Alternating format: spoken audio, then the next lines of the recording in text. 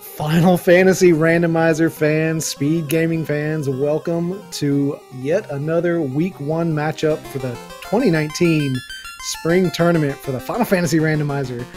My name is Volcano, and I am joined in the booth by a recent competitor but longtime friend, Lord Fizzlebeef. How are you? I'm doing amazing. I cannot tell you how hyped I am for this match today. Crabcakes versus MeleeWizard. I'm just so excited. This one's got a little bit of backstory to it. Crabcakes and MeleeWizard, they were on a team together in last year's Fall League. They were part of Team Apathy with Meridian BC and Specty. Really just couldn't care less if they showed up or not, but they did quite well. Finished 7th place out of 13 teams. MeleeWizard often kind of behind the scenes for us, does a lot of tracking, always shows up and is willing to help. Crabcakes, though. Crabcakes is the demolisher of challenge seeds. Have you seen anything that's tripped her up yet? Not that I'm aware of. I mean, I've been in and out of challenge seeds for almost as long as it's been going on, and one name that's been pretty consistently at the top of the leaderboards, no matter what the challenge, no matter what the theme, there's Crabcakes. Every single time, top 5, sometimes even first, just always stellar performance. As somebody that ran the challenge seed for just about a year, it got to be kind of the running meme that didn't really matter going for first place. Everyone was kind of vying for second place behind Crabcakes because just destroys him. But if anyone's going to be able to take her out, we've seen so many upsets already this week. MeleeWizard, though, he may not be as big into the Final Fantasy Randomizer as a runner. Definitely more of a Dragon Warrior Randomizer. I think he finished 10th out of 40 runners in the last tournament. He's got skills, and I think if it all works out well for him, if he pulls out a Hangry Canuck type run like we saw last night, I think he has a chance here. But man, Crabcakes, though, an early favorite from a lot of our runners to at least make it to the top 8. So absolutely. I've heard, whenever I hear people talk about, like, you know, top 4s, top 2s, or even just running away with it, the popular pick I hear is Crabcakes. But, I mean, if MeleeWizard can get to a top 10 in a tournament like Dragon Warrior, maybe some of those skills are going to transfer over here. It'll be interesting to see. I'd like to welcome Zondo 8-Bit Envy. See you in chat there. Thank you so much for hanging out with us tonight on Speed Gaming 3. Looks like, Fizzle, looks like we have our countdown going in the chat. What can you tell us about this rainbow party? So, our theme this time around is Sail the High Seas. So for the week, we've got one Forced White Mage. Everyone you're going to be seeing racing this week is going to have that Forced White Mage, but more importantly, we also make someone walk the plank. And for the first round of the Swiss flags, we're making the Thief walk the plank. Now, ordinarily, when people want to stand out, they want to, you know, they're going to take a Thief, because a Thief has a lot of utility to it, even though it's not necessarily damage utility, but they're a very useful class nonetheless. So without that option, I feel like we're going to see a lot of rainbow parties. Or maybe dropping the black mage for another red mage. Something like that.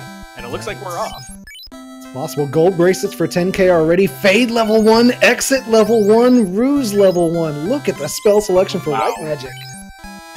Unbelievable selection for White Magic already. If black doesn't pan out, do you drop the black wizard? Maybe pick up another red or white?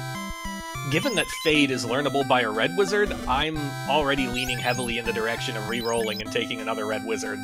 Absolutely. Two reds and a white, I think, at this point, just to make sure we have exit for the early game, but to just have 3 Fade casters out of the gate, that's huge.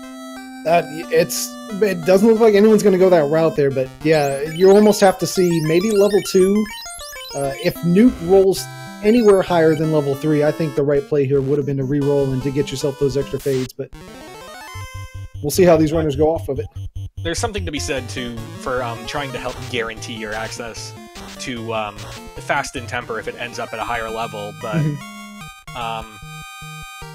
I think we're going to see a very speedy early game out of both of these runners.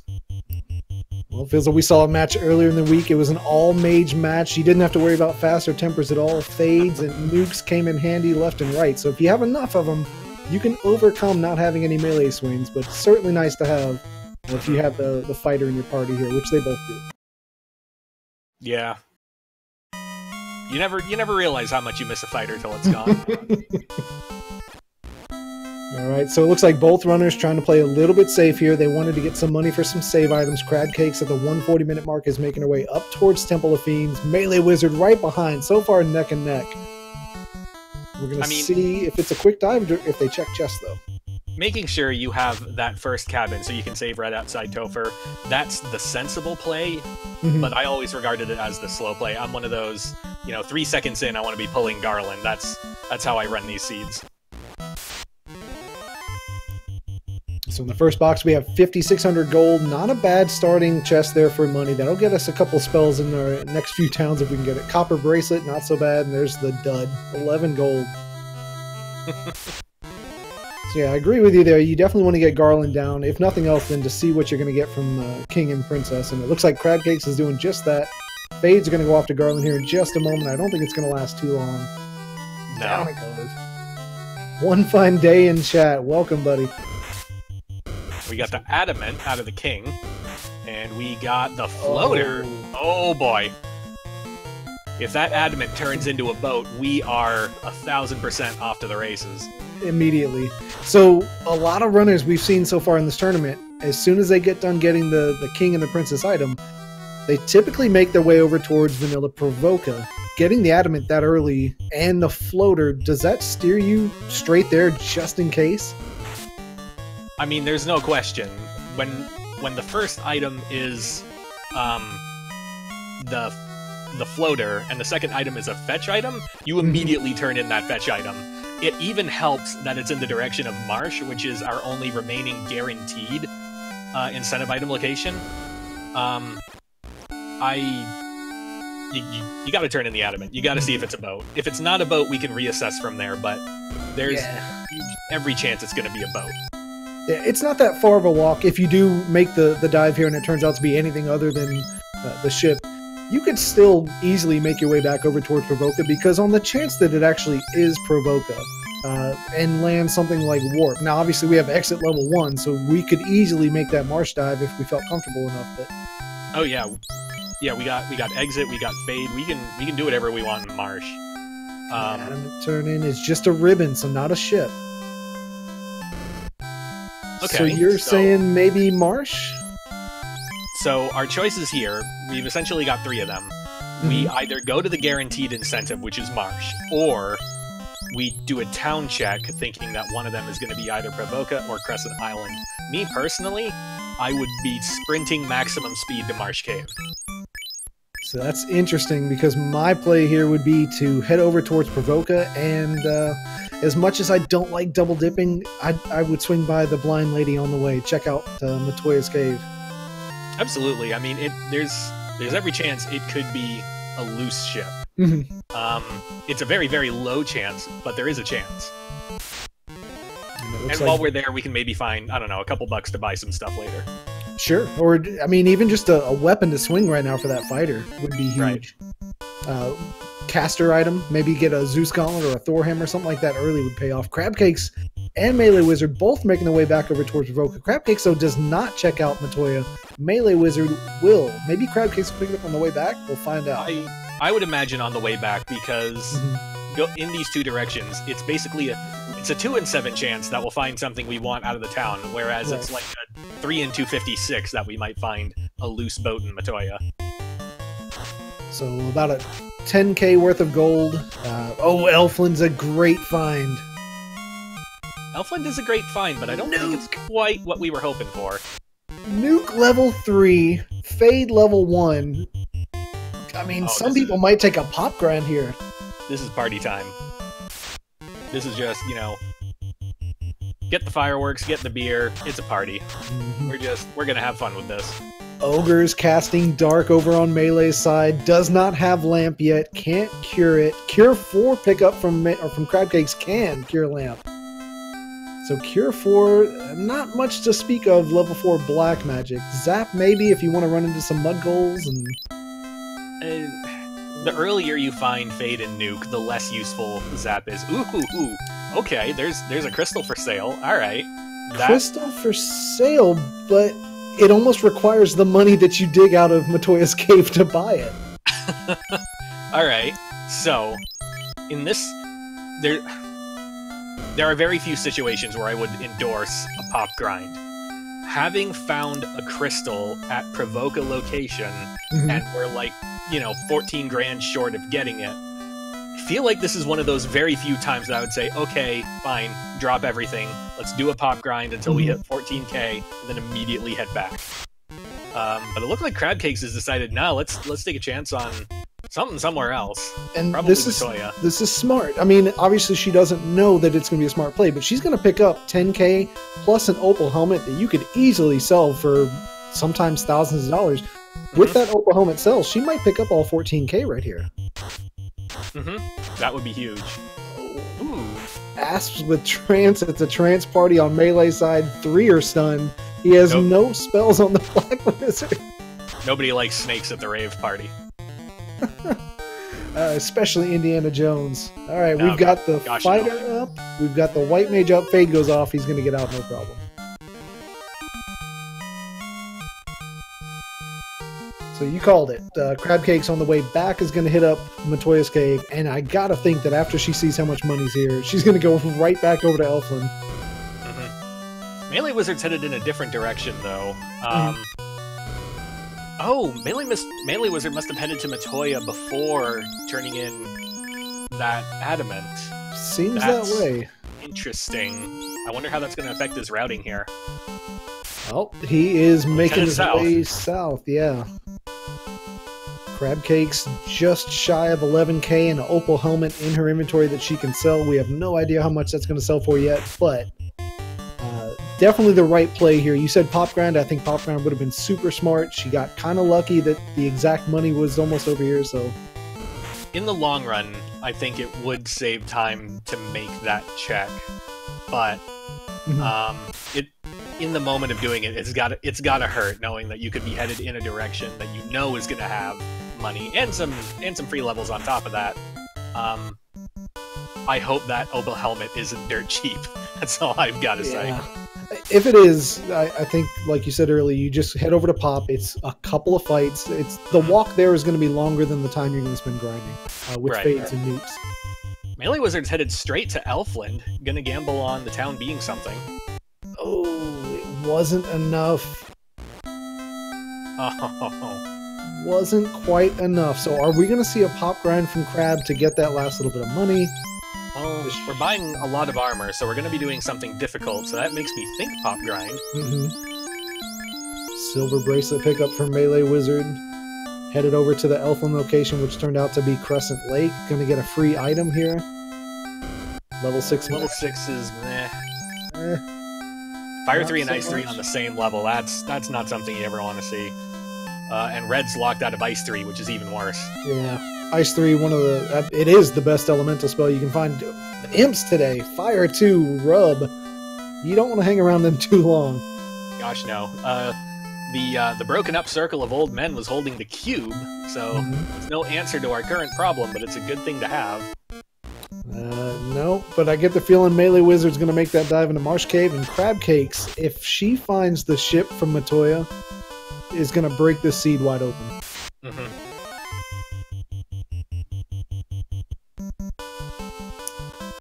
We've got the pop grind here at the 10-minute mark, and with nukes and fades, that's not going to be too much of an issue. This fight alone, Zombo with Cure 4. No, it's less of a fight, more of just kind of slowly pushing them into a wood chipper. So this is I like this. It's a good move, right? Because now she's got the money for the crystal, and more importantly, she got levels. She got a lot of early free levels here with this. Absolutely. Of the options available, now that we know that Provoke is Elfland, and now that we know the crystal's there, I'm liking Pop Grind over Marsh.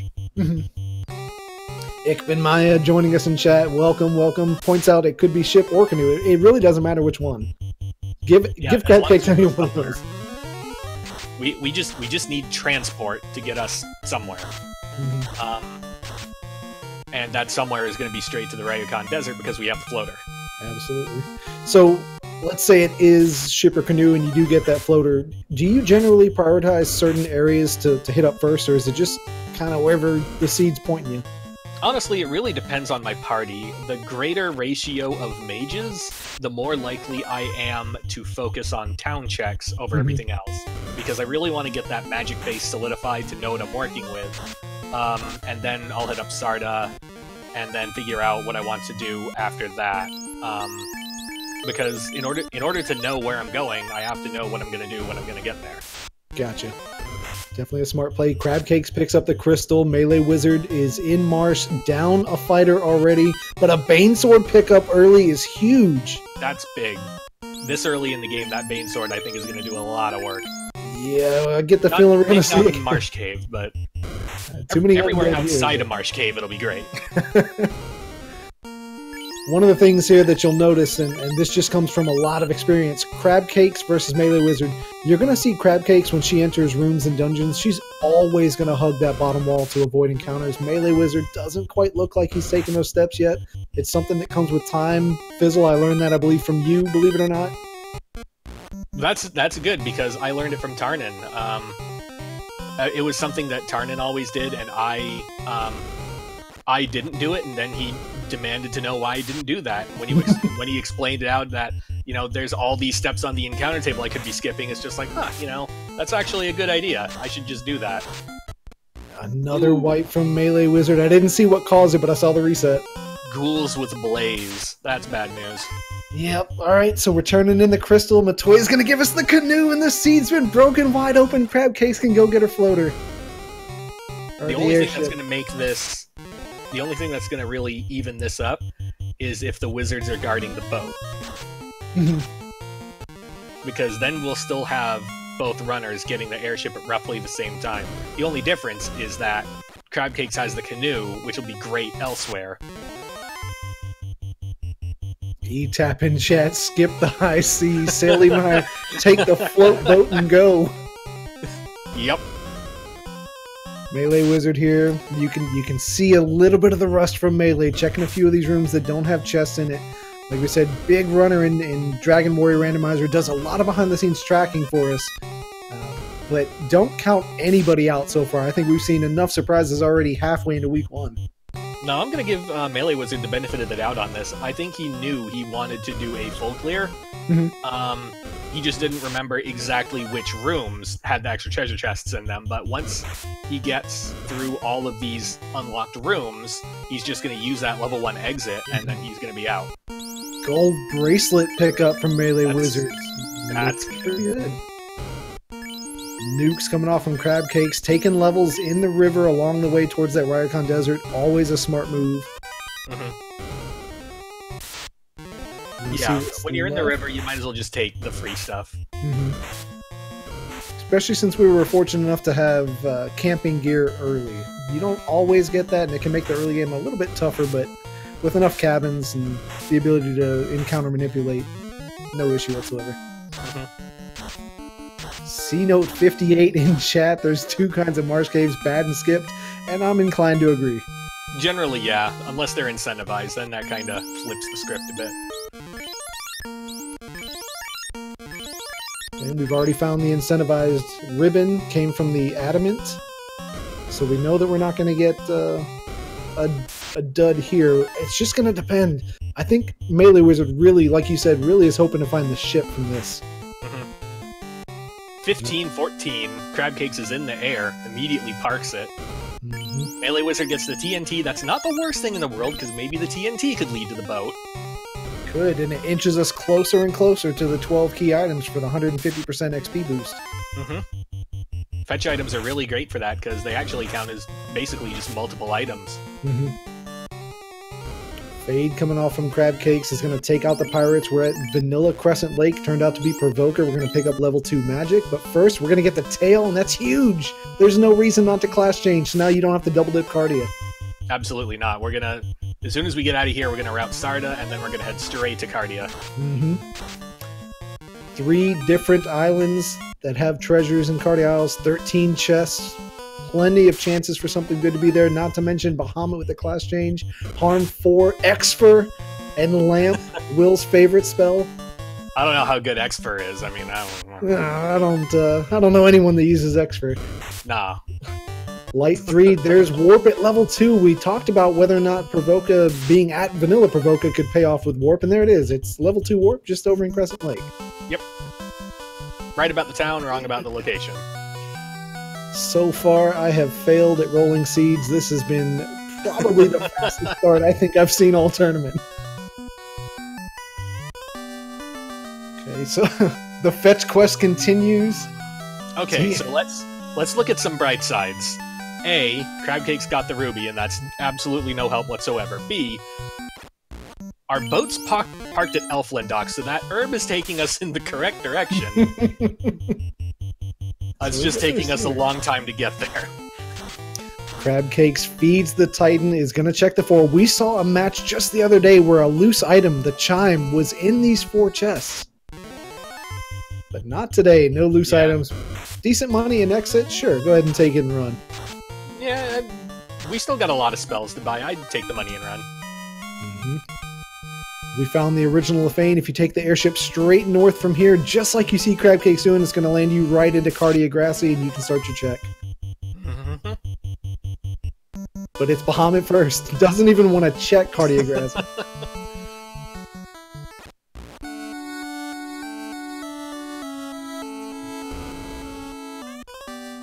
Alright, herb turn in. Oh, the ship! Alright, so it did pay off for Melee. There. We're in business. It's fine. It's great. Everything's fine. One fine day asking in chat. Yeah, Hyro's answering it. So you're starting off with 2 free key items right off the bat with the bridge and the canal. So that's why you're seeing XP a little bit sooner than you might expect.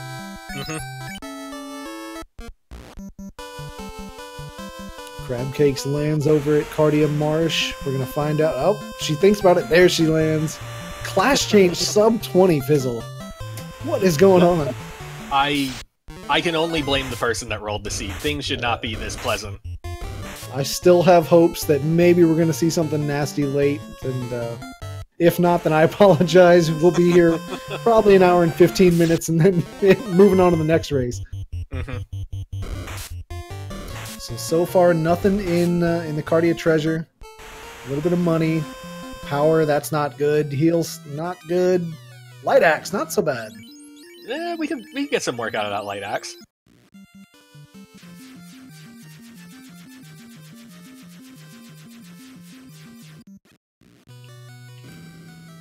Last try for Cardia. We got $5. We got $20. We got a silver shield. Yeah, we can do better than that.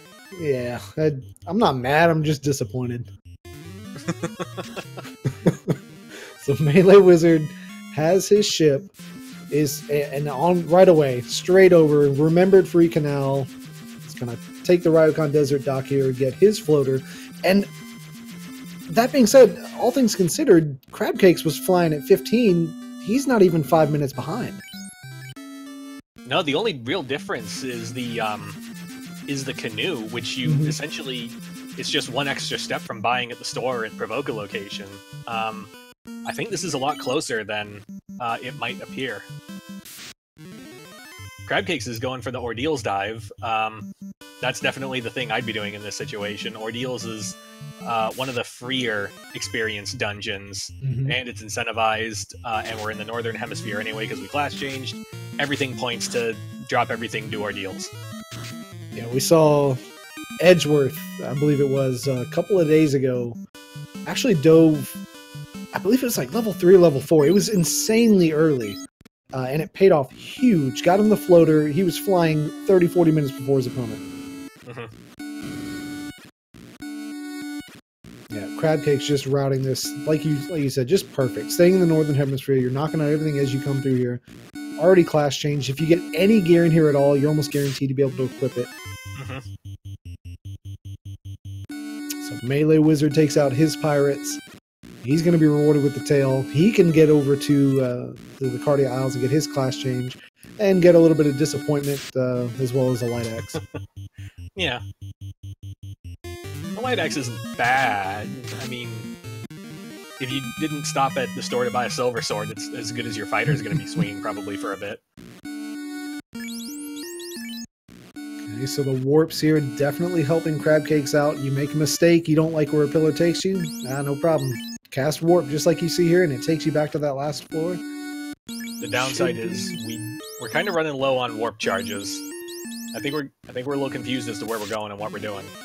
It's one of those unfortunate ordeals where it's going to be the fourth pillar in the group of four that's actually going to pan out for us, I believe. You never like to see that. MeleeWizard gets his ruby. Zarda holding out food from his neighbor, being a jerk. We've got some mummies going on. Only one whiz mummy, not bad XP, but with Nuke, it's a no-brainer. You take that fight. No, when it's the mummy pack and there's 6+ things on the screen, you just do it. We want the free levels out of here to prepare us for the areas with the not-so-free levels, your sea, your sky, etc. So we got Fades coming off as we clear off the pack of Gerwolves while Melee checks Titan's Trove. Crabcakes, we believe, is steps away from getting through the ordeal shuffle. We believe, I mean... We hope. So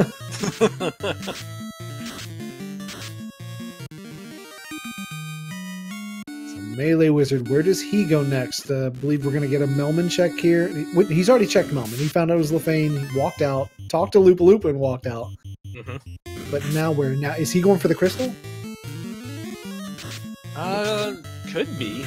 Yeah, I think he knows. In the direction of Provoca. Yeah. He's got money for it now, so he's going to go buy that crystal. He's going to find out that he's got the canoe. Does he make the decision to stay in that northern hemisphere like Crab did? By the time we get the canoe, Melee's only going to be an ordeals behind, I think. Yeah, very, very well played here by Melee. Took the decision, like you said, to do that early marsh. It could have really backfired, but it didn't. He was only 5 minutes behind in the air and has routed this really, really well. It's almost a mirror match at this point. I think we're going to see these two even up real quick whenever... if Crabcakes decides to do the marsh dive, but it'll be interesting to see if she decides to do it or not. So a slab, we have not yet seen Melmond, I don't believe. So we can't quite translate that. We found Lefane. We know where to take our new language once we learn it, but I don't believe we've seen Melmond yet. No, it's either Lefane location or Onrak location. Because I don't believe we've seen either of those. So MeleeWizard picks up his canoe. It's pointed out in chat. They basically just swapped one dungeon for another. Melee's cleared marsh. Crabcakes has already made her way through ordeals. It looks like she's... And I love this play.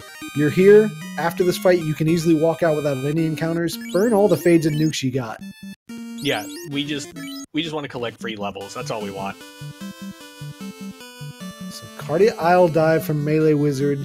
And again, it's just about 5 minutes between where Crabcakes was. She class changed just shy of 25. He's going to be right around... I'm sorry, just shy of 20. He's going to be right around 25. Oh, that dragon. That dragon is why we invented NPC Guillotine, I tell you what. Speaking of NPC Guillotine, why don't you tell us a little bit about what that is and hopefully if it's going to make it out of Alpha. So we have, in the Final Fantasy Randomizer community, the best dev team in the world. Any idea or fever dream or weird suggestion that finds its way into dev chat, there's like a solid 2 out of 3 shot that it's getting coded at some point. And one of the ideas we had was that it's awful in that cave that we just saw when the dragon gets in the way, or in Earth Cave when bats get in the way. Wouldn't it be so much better if we could just get these NPCs out of the way? Introducing the NPC Guillotine, in which if you talk to an NPC that only has one box of text in its script, then as soon as you're done talking to them, they disappear. Still an alpha, still a couple bugs to work out for that, but I cannot wait for it to hit prime time. I can tell you right now, so many bats have already been murdered left and right in alpha since that's come out.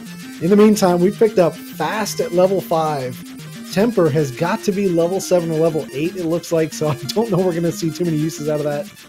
Maybe we find a power bomb? If we get the... if it's fast, we're only going to need 1 or 2 charges total. Right. If it's temper, that's less useful. So the bottle pickup from Crabcakes, MeleeWizard clearing out the rest of Cardia Isles here. Not too much there, just a whole lot of disappointment. I believe we're going to be seeing the light axe here in just a second. Must have already picked it up. Yeah. Certainly like to thank everyone for joining us here tonight for the midway point of what has been one of the strongest starts I think I've ever seen to a tournament. 2019 midway point is right. Danny 3883 helping track this match, as well as Mr. Will Cleosis, the smooth tracker himself. Fire 3 and Ice 3 pickups from Crabcakes. Quake, I just don't know. Level 6, can't imagine. No. Quake has limited use. It's good in the early game when we're trying to kill things that are not flying or live in the water. It's arguably okay for Lich if we have literally nothing else to draw on. But unlike Bane, it just doesn't quite scale enough in utility towards the later game. With the early fade, with the early nuke, I don't see a use for it. So where does Crabcakes go next? We don't have Chime. We can't enter into Mirage. It looks like we're wrapping around. We're going to check out Waterfall? Lap of the Northern Hemisphere. On-rack Waterfall, I guess? Yeah. So left to find, I believe, is Gaia. I don't believe we've seen Gaia. On-rack could be... Well, it couldn't be vanilla on-rack. I forget what Gaia was. So Gaia was Melman. But I don't think we've actually seen the town of Gaia yet. No, we haven't. No, we have Gaia and we have On-rack remaining. Yeah. So there we go. Well, On-rack. Well, that was hard. So that means from process elimination that Gaia has to be Gaia, because if you've got one vanilla town, it's going to shuffle another one as well. Level 7 Brack and Quadex just breaks my heart. Wow, you hate to see it. You hate to see it. MeleeWizard, though, very smart move. Class changed, made it a priority to go right back to level 1 and pick up those fades and exits. Absolutely.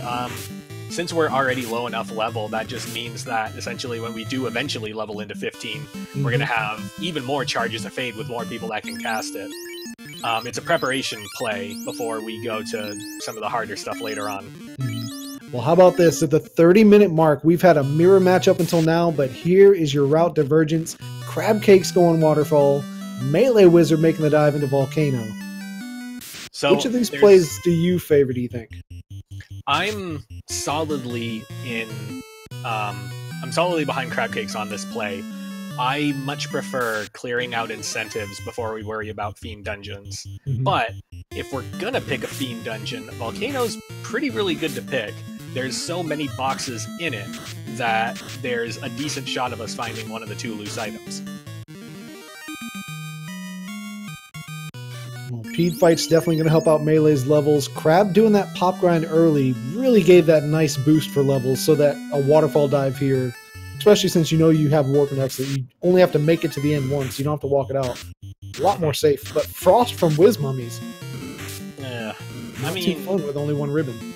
We're high enough level that Frost is more annoying than dangerous, but if we get into a fight with 5 Whiz Mummies, that could change fast. Okay, so catching up here, thank you so much to Will and Danny for tracking here. Points out that Gaia was in fact Melman. That's where we were able to translate the slab. So we're looking at the fact that Lefane should be Gaia at this point, unless we've got no Trong, and I trust that they don't. Nukes going off from Crabcakes here. So, Crabcakes, you like the play here for the incentivized item. I think we both really like that she's knocking out the entire northern continent. Is Ice Cave your next play? Given that we're hunting for incentives, Ice Cave has got to be the next play. We've got warp, we've got exit. Let's take advantage of it. And then after that, I hate to say it, but depending on where we stand for key items at that point, because we've got Cube and Rod, so we can do Earth Cave, but we don't have Oxio, we don't have Chime. I think my destination after that would probably be Marsh. I hate to say it. Marsh, not a bad play. Crab hasn't seen it yet. We picked up the Thor hammer and the rod. We've got Thor's hammer and Loki's staff in one location. Feels pretty good. Crabcakes heading out of Waterfall, does not yet have Oxio, so we've got to walk away from On-rack. Feels pretty bad to have to double dip, but with Talon Shuffle, it's almost guaranteed you're going to have to do that more so than you're used to. Yeah, no, it's very rare that you can knock out all of On-Rack Continent in one go. MeleeWizard being very, very fast and loose with the spell charges here tells me more than likely is going to check these 2 floors and then exit, warp out, and save. And I think that's a great move. Picked up a few levels already. That's definitely the play I go for. It's very, very rare that the armory floor is a complete bust. So whatever we find in here that we actually want, it's best to just exit, house up, restore your spell charges, and then head back inside. Yeah, unfortunately, we saw a match last night where Greg-Lee-Puff, who's known for rocking the black belt strats and doing them well, made the decision to go deep into Volcano and get that grind done, and we saw just how important it was to know when to kind of back it out and save those levels. He got into a fight steps away from leaving Volcano, and it unfortunately took a wipe here. So for MeleeWizard to be able to back out, save these levels, I think is a pretty important move, and it looks like that's where he's going to go. No, that's huge, but there is... Mentioning Greg-Lee-Puff and his grind, one thing that MeleeWizard is going to have to do soon is fix his level situation. We're 32 minutes in, and he's still hovering around the level 10 mark. That's a thing we've got to fix, kind of pronto. Yeah, it's a little bit too low for my liking if you're considering making a full dive into Volcano. With Warp and Exit, I think Ice Cave, especially with class promotion and the spells that we have, feels pretty good. I mean, we have Fade and Nuke. We can really go wherever we want. It's just a question of the key items to get in there. I think this is really going to display the routing strategies of both runners, because really, the world is basically their oyster. Yeah. Sweetie Ash joining us in chat, pointing out that it pretty much process of elimination tells us Life and Life 2 might have accidentally rolled level 8. That's horrible. That's... ugh. Especially on the week where we have Captain White Mage. That Life and Life 2 at level 8 is literally the worst thing we could expect. Well, there's the confirmation on Life 2. Life 2 is level 8 in Gaia. We have not seen the level 8 check in Lefane, which has been shuffled over to the Melman location, but I get the feeling that we're going to see Life level 8 as well. Have we seen... Yeah, no, we got the confirmation. It's basically going to be there. Oh, hang on. I believe Images or Wraiths had Stone Touch. Stone Touch took out the fighter there, yeah. Key pickup from Crabcakes. At this point, Crabcakes, I believe, has, if not one, maybe one away. I believe she's got her progressive XP set at 12 key items already. Almost certainly at this point. I haven't been keeping a close count, but at this point, yeah, we've got to be there. Oh, well, now hold on. 3 stones over on Melee's side does not have warp to do the warp trick. Is down to just a white... Do you reset here? We don't have warp, this is true. But we've got exit. I need to see where we are in the dungeon. But they just decide, nope, we're done with that. We're gonna get away. Yeah.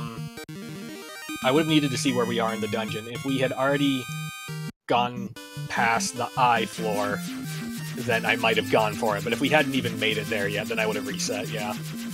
Yeah, I think they were steps away from dropping down a floor. One Find A points out the right move: reset out of there and immediately go buy some soft potions. Oh, definitely, yeah. If we're going to be doing that again, and we reset out and we're at Crescent, then yeah, you get the softs while you're here. Or wherever they're for sale. So, Pro Cape pickup from Crab. Crab turned in the bottle. A tiny fairy gave the key, and now we're sailing around the world tour of Crab Cakes. We're going to find out what's key locked. I don't like this play. There's, almost 20-something chests that you can pick up amongst all the key lock locations. The chances of finding something good is pretty high. No, I believe we're still 0 for 2 on loose items, so theoretically we've got to find something at some point. So chat, go ahead and get out your guesses now, your predictions of where we're going to find two loose items so far. I think we're all guaranteed that they're going to be required. We've already found Ribbon, we've already found Ruby. We're still missing those 2 loose. Could be, well, could be the TNT. It's TNT and loot, I think, at this point. Has to be. No, we got the TNT. That was part of... that's right. TNT was in Marsh, yeah. Oxyl. We're missing loot. Oxyl, yeah. Loot. That's what we're missing. So we are going to have to go digging here. I like this play.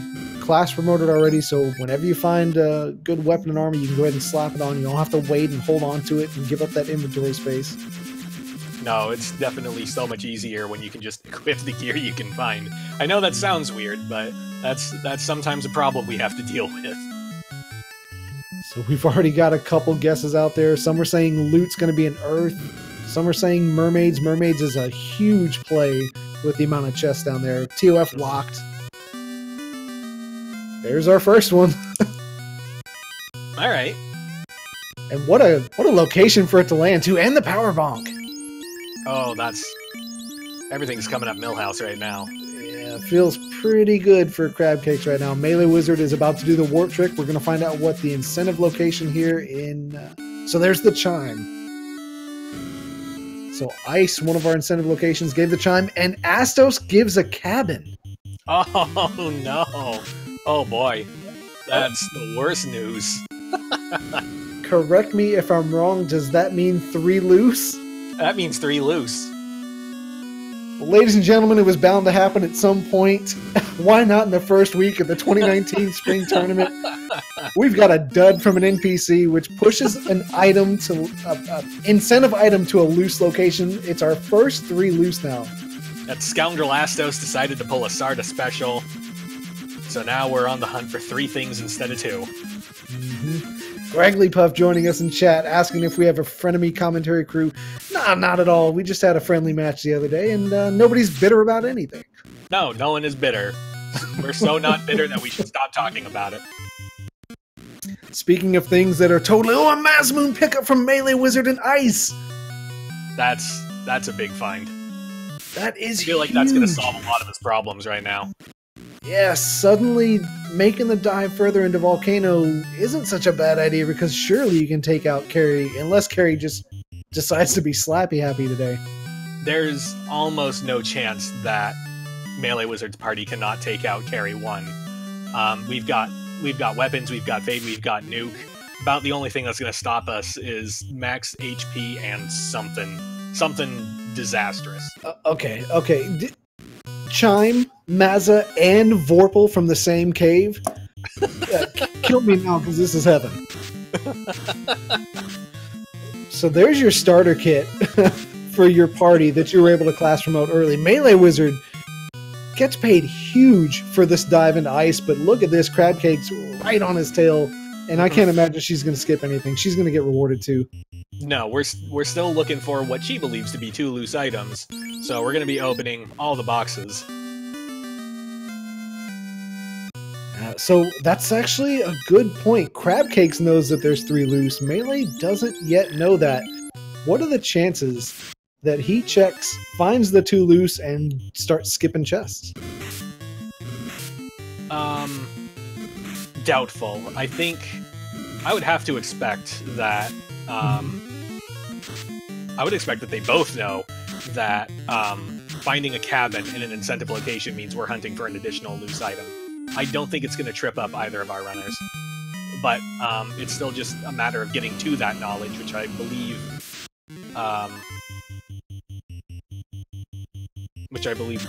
someone still has to do. So MeleeWizard dropping down the hole. This feels like the eye grind. You said he needed levels. Is this where he's doing it? I mean, it's an okay location. We definitely have the 12 loose items. Like, I don't even need to bother counting. We're so far into collecting stuff that we just have it. But I don't know how long we take this grind for. Clearly past the level 10 mark, because we're a little low, but...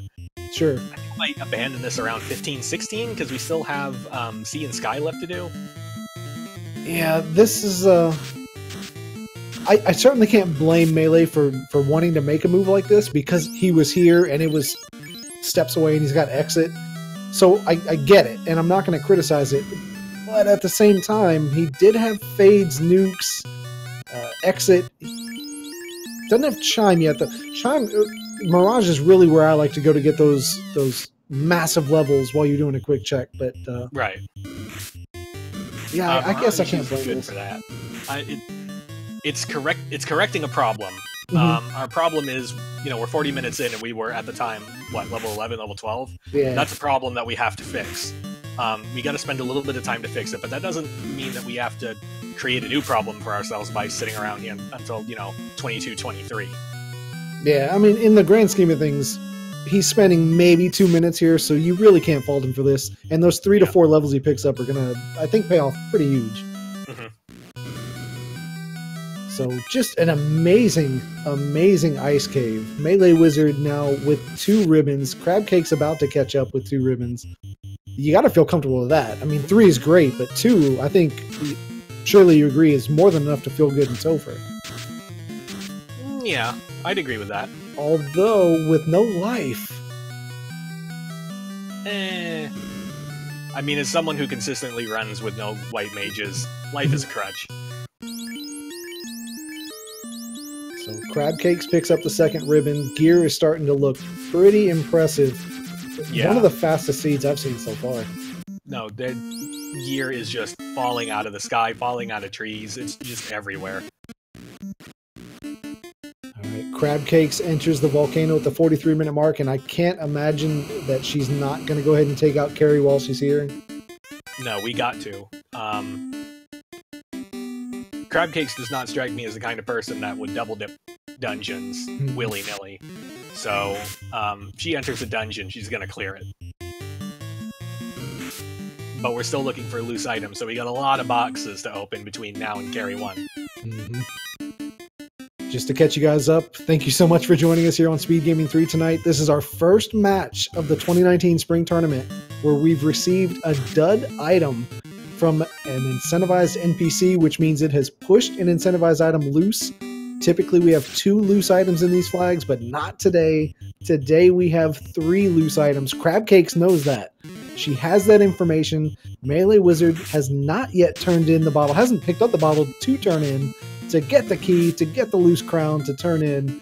So, potentially, put it in the back of your mind, could be an issue for Melee. If Melee finds that 2nd loose item, or if he finds 2 loose items and then decides to skip, maybe passes up on the 3rd one, but I don't know that that's going to happen today. I think Melee is going to catch it and keep it close here with Crabs.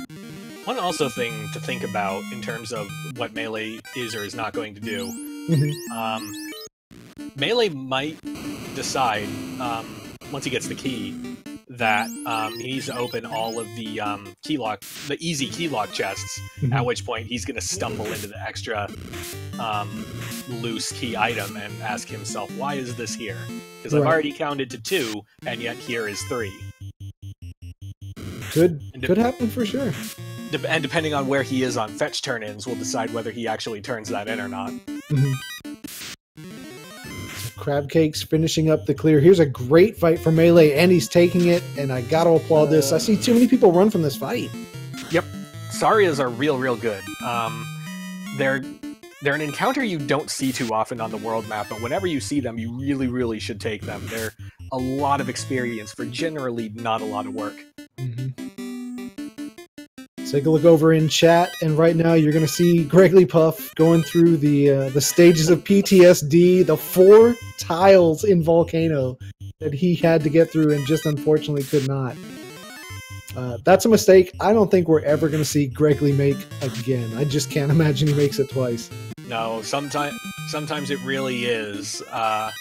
Sometimes you really just have to go through the mistake all the way to learn why you don't do that again. Lord knows I've done that myself enough. So, and you can't fault a runner for that, because you do that grind, you run out of heal pots. It's daunting to want to go up against Carrie with only a single character, but the walk back is just as deadly. Yep. So Crabcakes here, just past the 45-minute mark, diving deeper into Volcano. I can't imagine we're going to see anything other than a full clear here. We're going to get a fiend killed and an orb lit, probably around the early to mid 50-minute range. And for these flag sets, That's actually not that bad. That's fast, actually. Any fiend kill before the hour mark is something to be celebrated, quite honestly. Mm-hmm. I mean, there's edge cases where, Corneria hands you Oxyale and Nuke, and then Provoca's on rack, and you just take care of that while you're there. But outside of, like, edge cases like that, if you can get your first fiend kill below the hour mark, you're doing really well. Yeah, considering all the places Crab has already knocked out, it's even more impressive. So Melee finding out the hard way that it was the 4th pillar in this 4-pillar floor that he's on that it's going to be, but didn't take him too long. I believe made it through that a little quicker than Crabcakes did. So still some hope here. Melee playing a very strong game. Like we talked about this, Crab is a well-seasoned vet at this point. I've tried for months, and a defense sword picked up from Crabcakes. Tried for months to craft a challenge seed that would finally break her, and yet every week she just crushes it. MeleeWizard it's that kind of adapting to weird, wild obstacles that you could never predict that really makes ferocious runners. Because you're literally ready for everything at that point, including things you'll probably never see. Although I hold out hope that one of these days we'll just, I don't know, Swiss Week 3, here's a bingo board, go nuts. Just have fun. Don't count MeleeWizard out, though. We talked about it earlier, has done a lot of tracking, so has a very, very strong understanding of the game. Very, very strong runner in Dragon Warrior Randomizer, so the skills are there. He's definitely somebody that's comfortable with the controller in his hand. And like I said, we've already seen enough surprises. Crabcake's off to a strong lead, but Melee is keeping up very well. Really, a single wipe in a dungeon is going to close this gap out, so do not count him out just yet. No, absolutely. Anything could even this up. Even a surprise Warmech kill. But when would that ever happen? Definitely wouldn't. Speaking of Warmech, and I know it's a touchy subject, I believe we're on 6 straight races. 6 races in a row now with a Warmech sighting. Oh, wow. That's impressive, actually. That it is. Unfortunately, I never did see him. I'll tell you now, live on stream, I would have tucked tail and ran like a baby. I would not have tried to fight him. And after seeing what he had from the VOD of what you saw, I'm glad I didn't. Just to recap, for those that didn't see Fizzle's epic fight with Warmech, no big deal. It only ambushed and led off with Nuclear, followed by Inferno, Cure 4, another Nuclear. Oh, and how about a 3rd Nuclear? Yeah. I mean, like I said in the Discord, I'm just proud of myself that I lived long enough to see the 3rd Nuclear. Crabcakes is on their way now to carry 1. Already opened all the boxes. Looking to make quick work of the Fiend of Fire, and honestly, I see this fight over in 2 rounds. If that. Yeah. So Crabcakes is closing in. MeleeWizard taking out a couple Geists with the Fade here. Checking out the armor shop in Melmond. Nothing worth writing home about. And here you go. Carry on the right-hand side of your screen. Blink and you're going to miss it because the levels and the gear just look fantastic for Crabcakes. Opening with Fade, and Nuke, and a swing of the Mazza. Fade for 108. Swing for 299. Fade for 152. This Nuke's probably going to close it. 111. Down goes carry 1. That was easy. And done. Might as well call it Vampire Part 2 because it's over that quickly. And at the 50-minute mark, Crabcakes has the first orb lit and is well on her way to just start knocking out other dungeons here. Now we know for a fact, well, we don't know it quite for a fact. We're pretty sure that it's going to be loot and Oxyale loose, so we don't quite have access to on-rack to visit the mermaids or to head over towards Kraken, but we do have a rod. And she does have the chime, and it looks like she's going towards Mirage. Is this the play you'd make? Absolutely. As someone who hates Earth Cave in all its forms for all reasons, I'm looking to have any excuse I can to just not go there, and having chime and cube means absolutely we're not going there. So you've got the T-Rex colored Tyros. I agree with Fizzle. I think this is the play. Very, very good chance. Because On-Rack is off the table right now, we can't go into Sea Shrine. Very, very good chance that we're going to find one, if not both, of our 2 remaining loose items here. Also, nice to see that Crabcakes is a member of #TeamSteak. Absolutely. Tyros are food. They're not friends. Mm-hmm. If they were friends, they'd have longer arms to hug you with, but they don't. And there's the loose Oxyale. We talked about it. The first floor of Mirage. There's only one more loose to go. But unfortunately, I think if it were me, I would have been hoping for loot there, because now that puts all of Sea Shrine on the table for the loose loot. No, that's exactly what I was thinking. Oxyale can be anywhere except sea, but loot can be anywhere. So there's going to be quite a bit more digging of treasure chests in our future. Now, unless, and I mean, far be it from me to curse this, but so far this seed has been anything but short of the fastest I think we've seen so far. So there's a good chance Crab's going to find it in the very next chest, and it's just going to be an absolute go mode. No, the only thing the seed's done so far is the third loose item, but it's kind of gone over like a party trick that you just kind of give the polite applause to, but you don't really care. Right.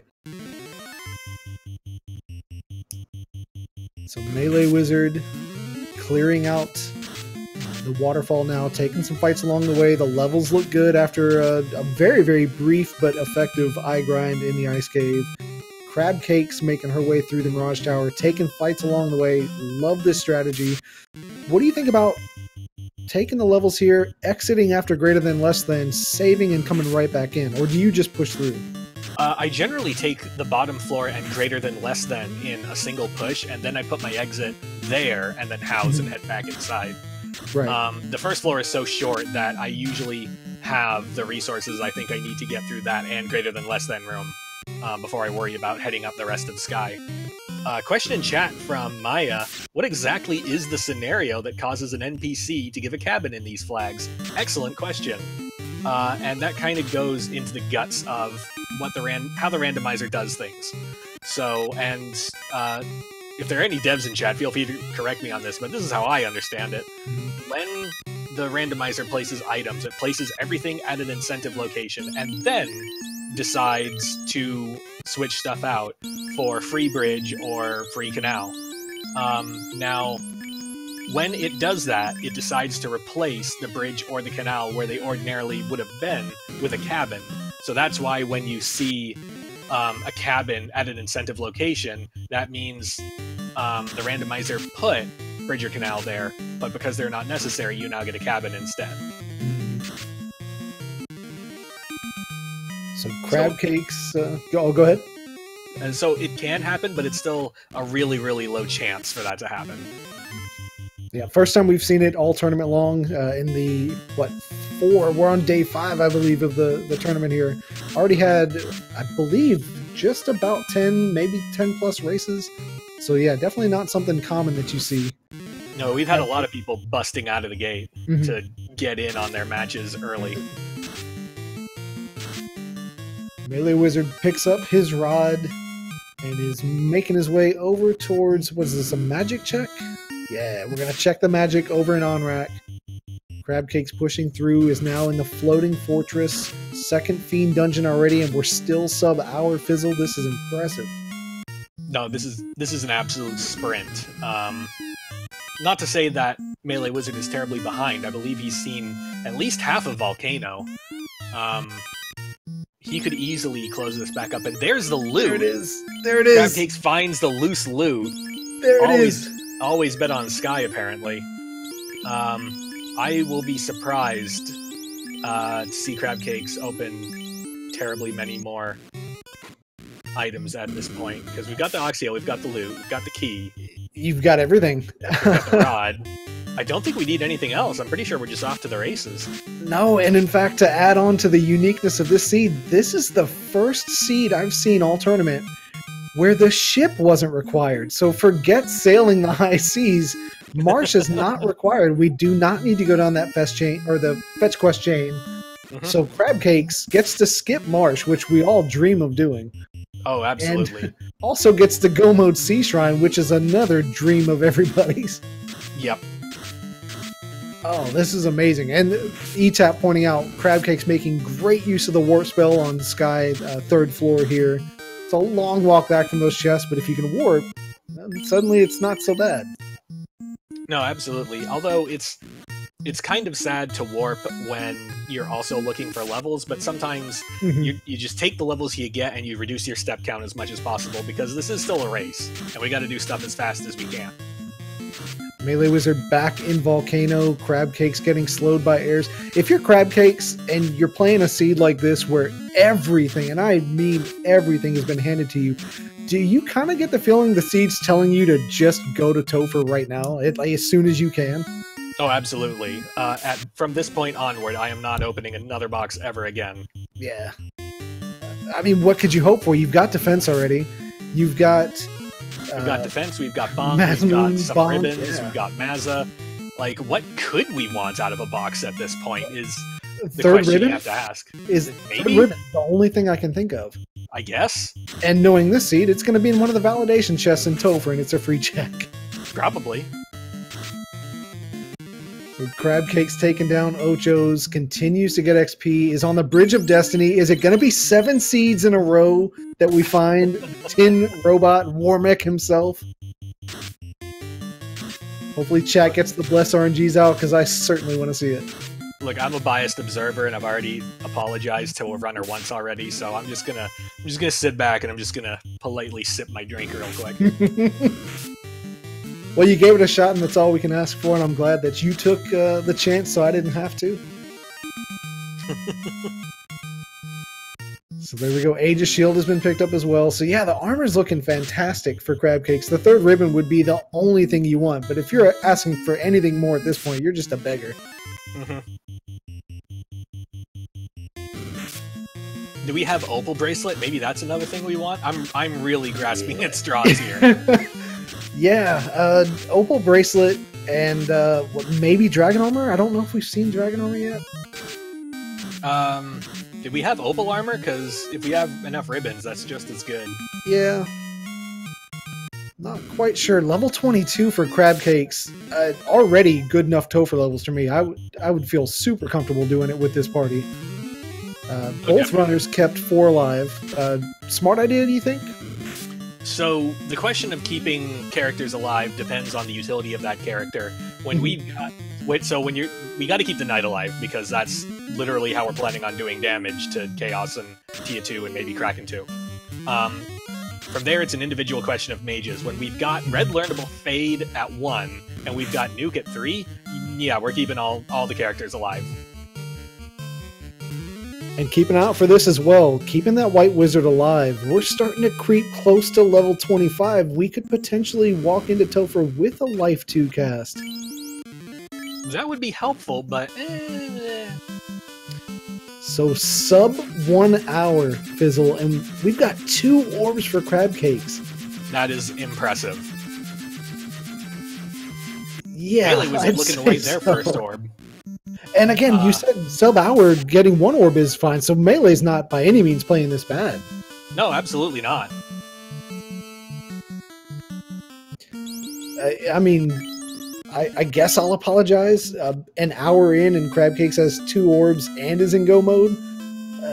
I'm not allowed to roll seeds anymore, because this is just... it's too fast. Uh-huh. Right, what is this? Swiss in the last tournament? Yeah, right. Well, it is sailing the high seas. We're just in a float boat instead of a regular one, so... Yeah. It didn't specify how we get over the high seas. Some people take a yacht, some people take a jet ski. To each their own. So Crabcakes at the 1 hour mark is already in the 3rd Fiend dungeon. MeleeWizard closing in on carry just past the 1 hour mark. Levels look good. Melee no longer has an issue with the levels after the grind. It's got the Mazmoon, got the Vorpal, 2 ribbons. really, I think Melee's next play, he's got to remember he's got that bottle and turn that in, because that key is holding quite a bit of information for him. It is, definitely. We got to turn that bottle in, and I really think we are just watching Melee getting ready to follow Crabcake's path. The only difference was hitting that marsh early, really. Yep. That's basically it. Yeah, it's rare, super rare that Marsh Cave, being one of only 3 incentivized locations, turns out to not be needed. No, so, I can tell you right now that I would have probably made the marsh gamble as well, and I'd be in this situation. Crabcake, so you're seeing it. I mean, you're seeing it live, Fizzle. We talked about how many people have picked Crabcakes to easily make it to top 8, and it's putting on a clinic. You could. This is basically a tutorial video on how to route, how to play. Yes, the seed is free. I'm not gonna say that she's crushing it more than anyone else could, but man, she's crushing it. Yeah. Also, I just want to point out that with the alternate color sprites, the ghosts look like wraiths, and I was very concerned confused for a moment there. So, MeleeWizard swinging with the Mazza for 1 damage, Fizzle. That's interesting.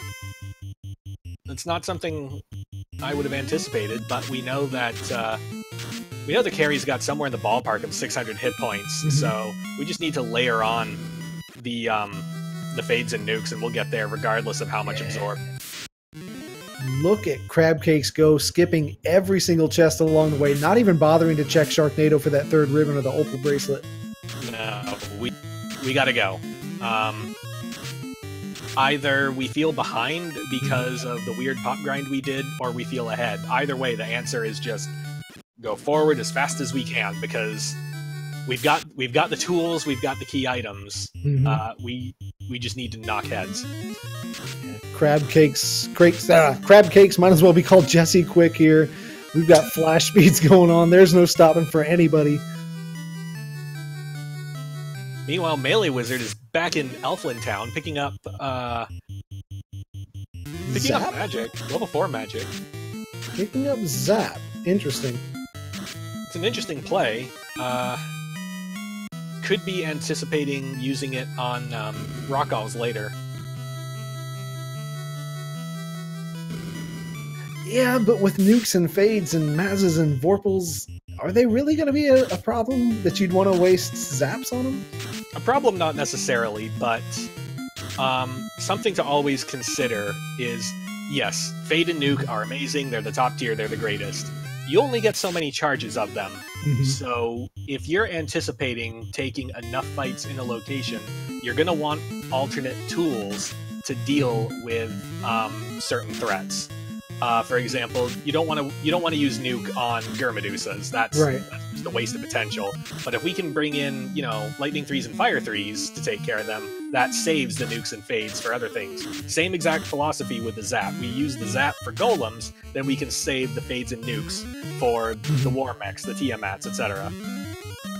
Speaking of casting all of your spells and trying to conserve some, Crabcakes is not conserving any. The Knight got put to sleep with Sleep 2, but just an onslaught of nukes and fades, and the Knight comes back and finishes it off.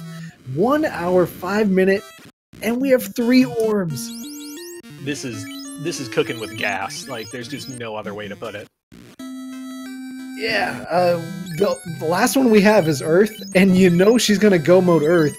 We're looking at potential Topher dive sub 115. Yep. I think. Well, I don't want to say what I think, because I have to hope that there's going to be something in Topher that's going to put all of this gear and all of these free spells to the test. I hesitate to say what there could be that would actually stop this party, but there could definitely be some problems in the immediate future. Spell Zap in chat saying not to use Zap, and I gotta think there's just a little bit of irony there. Certainly welcome you and everyone else that's here with us tonight watching this barn burner of a seed here on Speed Gaming 3 between Crabcakes and MeleeWizard. MeleeWizard not playing a bad game by any means, but Crabcakes is just on fire, as we all predicted she would be this tournament. Mm-hmm. So at this point, I really hate to put numbers on, how far someone is from another and how many minutes ahead. I'd like to think of it more in terms of, like you said, let's say there's a tough Topher. How tough of a Topher is it gonna need to be for Crab for Melee to kind of catch up here? Because the ball's rolling for Melee now. The first orb lit. Now we've got the key. Now we're gonna start checking stuff. Right. It really depends on where we go from here if we're MeleeWizard. If we can, the sooner we get the chime, the faster we're going to be able to just crack this wide open. We're going to get the remaining loose items we need out of Sky, and then we're just done. Right. At this point, I'm going to say 2 Topher wipes. Just because of the speed at which Crabcakes is just mowing through everything. I think it might be 2 wipes to catch up, but it could be just 1, depending on how fast MeleeWizard tries to catch up. I think it's really going to come down to, I think it's about 2 wipes in Topher, and they'd have to be pretty lengthy wipes, not something just right off the bat. And that's entirely possible. If we're going to come in here with Life and Life 2 at level 8, and potentially only 1 charge of them, all it takes is for Kraken to smack the wrong character.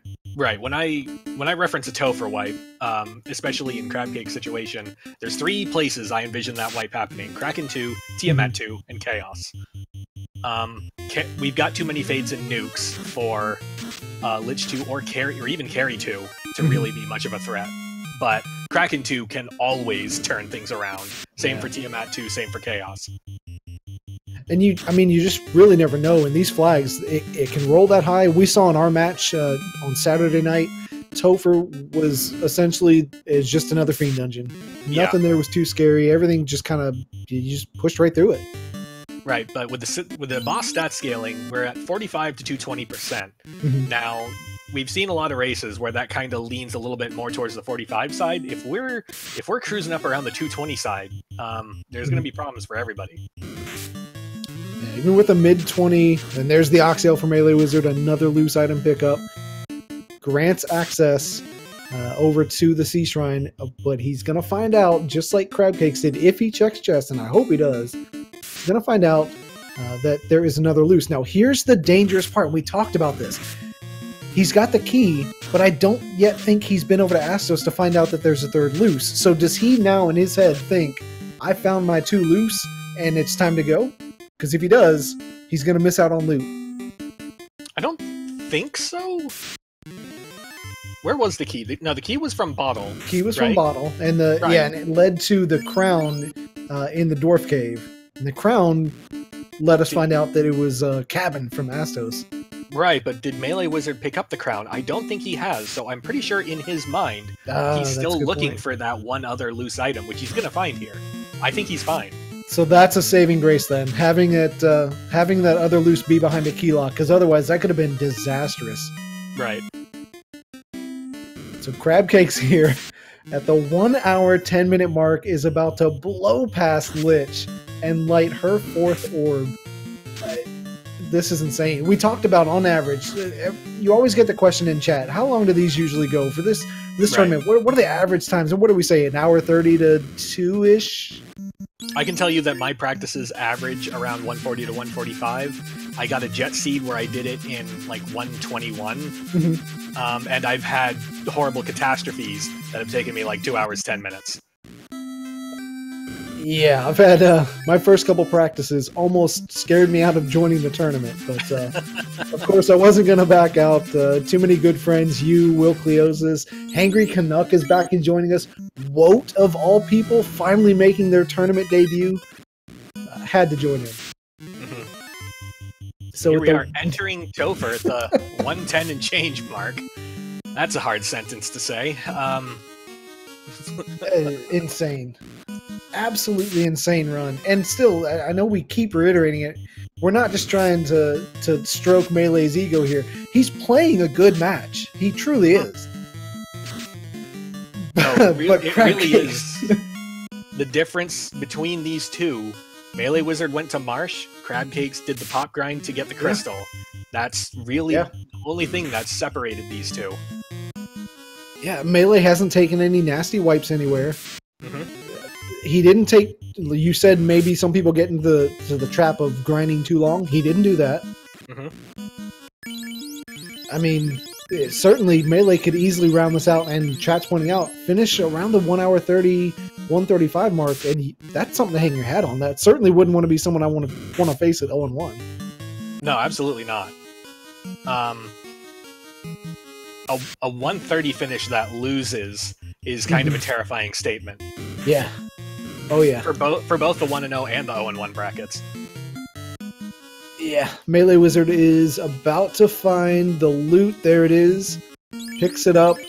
So now here's my question. Now he's found 2 loose and he's got the key. There's no reason why you would skip Dwarf, but does he? Well, hang on. Let's consider that for a moment. What do we have and what do we want? We have Mazza, we have Vorpal. Mm-hmm. We don't have Power Gauntlet, but we do have 2 ribbons. Are we going to waste the time opening keylock boxes, hoping for a ribbon or a Power Gauntlet? If I was in his position, I don't think I would. And we know he doesn't, but we know that it's fine if he skips it because it's only a cabin that he's going to get. But the Power Bonk miss would be huge because I believe Bonk was in keylocked as well, was it not? Yeah, same room that Crown was in. Yeah. So Crabcakes continues the onslaught of this seed. 1 hour 13 minutes already on the Fiend of Earth's floor. Lich 2. Speed Bump 2. Speed Bump 2. So far, nothing deadly. I think we can confirm Crabcakes does not have level 25, or at the very least did not go back for life 2. So this is the dive. It's either going to work or it's not. I wonder if she readjusts strategy and maybe picks up life if we wipe. Question in chat. Shouldn't MeleeWizard be in go mode as well? I believe so. I don't recall them opening very many boxes after that loot. I'm pretty sure they've just gone for it. Yeah, it should be absolute go mode for MeleeWizard. Has Oxio can enter on rack. Has Rod can do Earth. Yeah, this is go mode for MeleeWizard as well. Sub 115, which is insane. Which is also very fast. Lyra SRL joining us in chat. Always good to see Lyra SRL. MeleeWizard, in the meantime, Bridge of Destiny. Here we go. Have not yet seen Warmech yet. Is this going to be the seed that breaks the streak? 6 seeds in a row. We're trying for 7. Will Cleosis has the Bless RNG out there. If you want to see it, throw it out in chat as well. Maybe Melee takes the fight if he sees it and gets a few extra levels? In this situation, I'd 100% take it. We've got defense to make sure the knight lives. We've got Fade, we've got Nuke, we've got basically everything we want. We just smash the robot, pick up a couple free levels, and then carry those into Topher. So far, no Warmech. I think the streak might be breaking here soon. 6 seeds in a row we've seen him. Tonight has not reared his ugly head, but I agree if he does, I think MeleeWizard takes the fight. He's definitely still concerned about his levels. I think that's the only reason you take the R-Hydra. There he is! There he is! Warmech for the 7th seed in a row. It is runnable. It does not ambush like it did to Fizzle Beef. A little bit nicer today. And he's taking it. He's taking the fight. Attaboy. Crabcakes fighting down some Agamas, but shift your attention over to MeleeWizard. He's going to validate his run if he can get Warmech down. Fade's going off. Fast going off onto the Knight. Fasting the Red Wizard as well. 2 hits from the Excalibur for 151 after a fast feels pretty bad. Nukes coming out for 128. Yeah, this might not be a melee fight, but with I believe his base HP is around 1,000, so we can get there with Fades and Nukes. And already, as I say that, just completely falls apart. Free level for everybody. So 7 seeds in a row with Warmech, and Melee does what I think we were all hoping for. Just absolutely tears through Warmech. In the meantime, Crabcakes doing what Crabcakes do. Just keeps on keeping on and is already on the water floor. We got the Tiamat 1 fight coming up as soon as we just top everybody off with heal pots.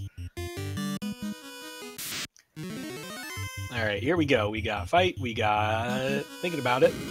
We're gonna fast the red wizard, and then we're gonna fade, then we're gonna nuke, and then we're gonna fast the knight. We're gonna double fast, fade, and swing. Fade hits for an okay amount. Both the fasts are up. Tiamat goes for ink. Doesn't really do anything. We got darkness on the black mage. Could have used lamp for that. 4 hits, 194. Gonna need a little bit more horsepower than that. We got fade, 141, swing, 3 hits, 157, nuke, 107. Tiamat trying to melee, but not getting anywhere with that knight. 7 hits, 294. We're making good progress, but this Tiamat's a large bag of hit points, so we're just going to need to keep plugging away at it. And down goes Tiamat 1 as Crabcakes is taking on Kraken 2. Take it away, Falconic. Crabcakes taking on Tiamat 2. We've seen Slow 2 come out, went full onslaught, fast, nukes, fades. We're not seeing any evasion whatsoever. She wants to put this 8-legged freak to bed right now. Fade goes off and does just that. Crabcakes, all 4 party members alive, went straight attack mode and got the job done. Still has all Invis 2 charges on that white wizard. It's always kind of a philosophical question. Which boss in Topher do I flip to using defensive strats on? A lot of people say that boss is Kraken 2, but Crabcakes obviously says, no, we gotta kill Kraken 2 before Kraken 2 kills us. That's the strategy I use. I'm behind it 110%. Yeah, it's one that I've made the switch lately too as well. But, well, and yep, here we go. Here comes the Invis 2. The fast, we're gonna take a moment and we're gonna buff for Tiamat 2. And that's not a bad play because Kraken's health pool is enough to where if you feel like you have a good offense, you can just power through it. Tiamat's got a little bit more health, so you're gonna be here a little bit longer. So the Invis 2s are coming out now, like you said. We've got a black wizard down. He does not have life, or I'm sorry, Crab does not have life, so if the black wizard's dead, he's dead for the rest of the time. We've got 2 nukes coming out, not much damage. Wall comes up. Ice 2 finishes off that black wizard. Melee swing, 10 hits for 206. That's not good. Fade for 154. Nuke for 143. Swing, 6 hits. I believe that was 8 damage. 8 damage. That was low. Oh. Lots of absorb. We could be here for a bit. Okay, that's better. That's a better swing. 252. Okay, we have put out some damage here. Tiamat can only have just a few hit points left. I gotta imagine the next fade or nuke is probably going to be enough to get this one done. And it is 286. Crabcakes, just shy of 120, is steps away from Chaos's floor and ready to put this seed to bed. It's true we're down a black mage, but I don't think we're going to need them. I think the red mage has access to fast. And we've got the power glove. I think we might have this. I think so as well. 120, ladies and gentlemen. 120 into the seed, and we're about to have a chaos pull already. So both Tiamats tonight, super, super beefy, but Crab gets past it, and here we go. Fast going off on the knight. We're doing Invis 2 with the white wizard. We're doing defense sword. We're getting the evasion stacks up right away. Turn order. You've got the fast, but Chaos didn't hit too hard, and all of a sudden we have 3 stacks of evasion. The knight's looking pretty good already. We just need 1 more Invis 2 and 1 more defense, and that knight's evade capped. We're not doing it, though. We're not doing it. We're going pure offense, and Crabcakes is taking this seed by the horns, and she's going to steer it home. Down goes the red wizard, but the fast went off. Invis 2 immediately in response. Yep, no, that's when you see that level of melee, you gotta slam the brakes hard and say, no, we gotta protect this knight because that knight's how we're getting through this fight. So no more Invis 2s, fades come out, no more power bonks. We're gonna test the swing and see how good we do. With the Mazmoon on the knight, 10 hits, 700 damage. 737. We're good to go, I think. Yeah, fades coming out. This is gonna be over in no time. Stop coming out from Chaos does not land. Another swing from the Mazmoon, 10 hits, 1080 damage does not kill Chaos. Fade coming out, fade for 128, another swing from Hans the Knight, 10 hits, 1176, GG Crabcakes! GG to Crabcakes. 1 hour official SRL time of 1 hour, 21 minutes, and 8 seconds. That is blindingly fast. 121 in these flags. Unbelievable, Fizzle. I think we were lighting our first orb at this point in our seed. Well, we did handicap ourselves a little bit. Okay, maybe a little bit. Maybe a little bit. MeleeWizard steps away from the Kraken 1 fight. Crabcakes puts this one to bed faster than I think we've seen in a long time. Absolutely. No absorb at all on that chaos. So we just get a fast and some bonks, and suddenly we're swinging for 1,000 damage. We've narrowed down that chaos has somewhere between, let's call it 2,100 and 3,400 hit points. Bit of a window. Little bit. Alright, so MeleeWizard's pulling Kraken 1 here, has not given up yet, and I love seeing this. I absolutely love seeing, whether you've won or lost, give the people a show, finish it off strong, and I think Melee is going to do that for us.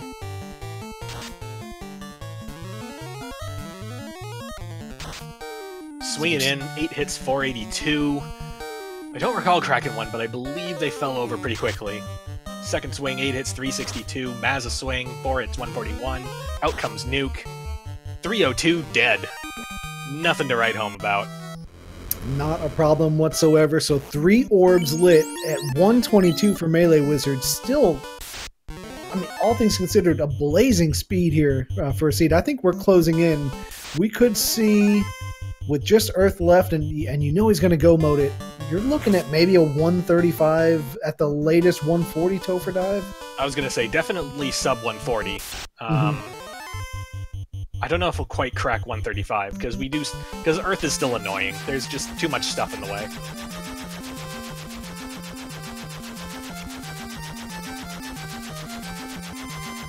Here we go. Park the boat, everybody off. Eat a tent. Eat a cabin. Let's head inside. So, no reason to check anything here. Melee's just going to dive right down. I don't think we saw anything deadly. Did we see Death Touch at all this seed? Not that I recall. Stone Touch was on either images or rates, I think. So we might see a repeat of that. But no, I don't recall seeing Death Touch anywhere. Okay, so MeleeWizard giving the fans a show here, putting an end to the seed, is not giving in. Crabcakes has already taken this. Fizzle, you agree? You think it's a good move? Oh, absolutely. If nothing else, it shows good sportsmanship. You finish out the show. You just finish out the show. That's what you do. Yeah, and it's not like he made all the wrong decisions and this is just him being stubborn. This is a very well-run seed so far. It just unfortunately ran into the Buzzsaw Part 2. Yeah, no wrong decision. No wrong decisions, just one that happened to be incorrect. That's really all it comes down to. Well, I'd certainly like to apologize to you, Fizzle, and to everyone watching in Speed Gaming 3. I rolled that seed, and I think I'm going to ban myself for the rest of the tournament, because they should never be that free. Just everything you could have wanted. Unrunnable birds. See, like I said, no one likes Earth Cave. Stuff just keeps getting in the way. Unrunnable birds is prime example of that. This is why we should delete Earth Cave. I agree. We should delete Earth Cave, nuke it to oblivion. I think the vampire had the right idea. Treat it like Melman. Just scorched Earth all the way. So sailing the high seas is the theme of this tournament, and yet a non-boat required seed feels a little wrong, but I don't hate it. I mean, it's one of those, you know, I feel like once in a week seeds where the boat is not required. And Crabcakes actually made the most of it, which is even better. Didn't even accidentally bump into the boat. Just floored it. Just paddle the high seas until we fly the high seas, and then we're done. So MeleeWizard closing in on Lich, but not before Oozes try to put all of his characters to sleep. We certainly like to thank you guys for tuning in and checking out the Final Fantasy Randomizer action tonight on Speed Gaming 3. We hope you join us later on tonight on Randomania 2. We have Woat with his tournament debut. He's been in FF1 for quite a while, but never picked up the controller in a tournament form or fashion. He's going to be taking on Dangwoo at 9 p.m. Eastern tonight. So closing in, actually has already started, about 30 minutes into that match. Tomorrow we've got Kiyu Katuki versus Doogie, which is one of the best names I think I've seen so far. 6:30 p.m. Eastern on Speed Gaming, right here. I'm a big fan of the creative names, and you just got to root for Doogie. Like, how do you not root for that? You have to. The fades and nukes going off. Mazmoon puts a quick end. That Lich was nothing more than a glorified vampire. Blink and you miss it. 4 orbs lit at 1 hour 26. Ordinarily, I'd be jumping for joy if, we didn't already see the dot done. Right? I don't know. Check out chat, if you would, though, while MeleeWizard gets his heal potions in line for a Topher dive. Mr. Wilcliosis, the smooth tracker himself, is putting out the polls for this year's not only spring tournament mascot, but for the bonus stream party. Okay, and I believe last year we were close to seeing 4 black belts, and last I checked, it was leading. I wonder if that's what's going to make it. No, and I can tell you for sure that no matter what, which of those classes ends up winning, you can be sure that Mr. Will Bloodworth himself will be trying to run a single class of it. Yep. So 1 hour, 27-minute mark, just shy of 128. MeleeWizard, putting on an absolute clinic of his own, has entered Topher, which is phenomenal. We're gonna take a worm fight here. I have to imagine we're just a little concerned about our health, but not enough to take a grind somewhere.